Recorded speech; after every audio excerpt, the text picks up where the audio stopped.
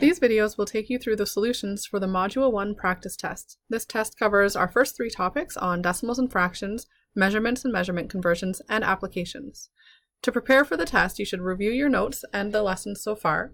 You should also have already completed the topic quizzes and worksheets and reviewed those. Once you're ready, you should sit down and try and do this test in 50 minutes or less. That's how much time you'll have for the Module 1 test. The Module 1 test is completed on D2L, but the types of questions you'll see are shown in this practice test. For additional examples and problems, again, you can go back through the lesson videos and notes, as well as the topic quizzes and worksheets and the assigned textbook pages. As you're working through this test, you may also use your calculator, and you'll want to have handy the conversion factor resource sheet that's posted to D2L for when we're doing conversions. This first video will go through the answers to the questions on page 1 of the test. The first questions are involving fractions. I'll show the full solutions. You could also use your calculator and the fraction key. First, we have 1/8 plus 5/16. In order to add fractions, we need to have a common denominator. I'm going to use the denominator of 16, which means I need to find an equivalent fraction to 1/8 with a denominator of 16. To get from a denominator of 8 to 16, I multiplied by 2, so I do the same to the numerator. 1/8 is equal to 2/16. I don't need to change the second fraction, I'm just adding now 5/16.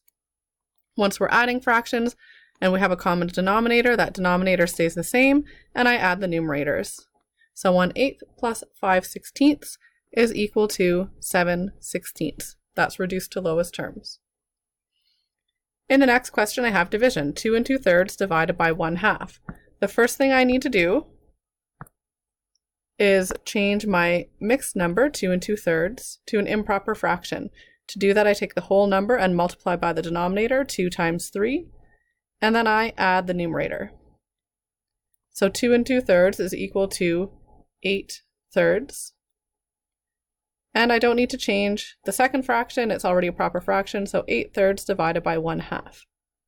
To divide fractions, I keep the first fraction the same, and then I invert or flip the second fraction, so 1/2 becomes 2/1, and I change the sign to multiply.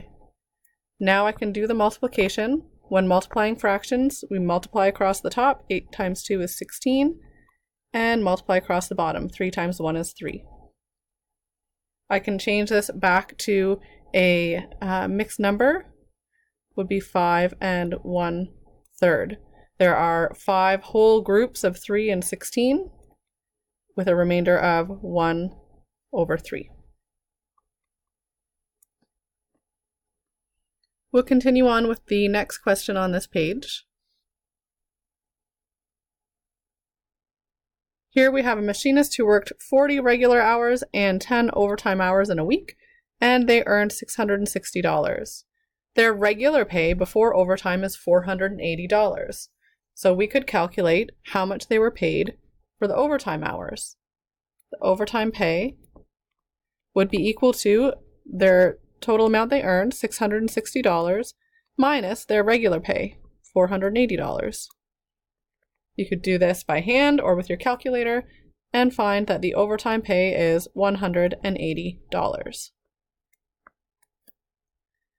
We could use that to also find the rate per hour for their overtime hours, or how much they were making in each hour of overtime.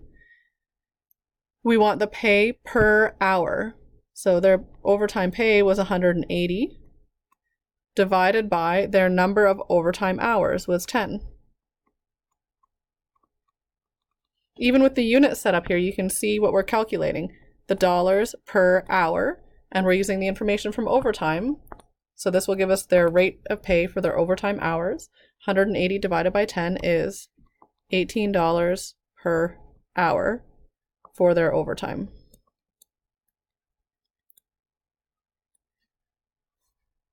If you need help with the next questions, make sure to check out the next video.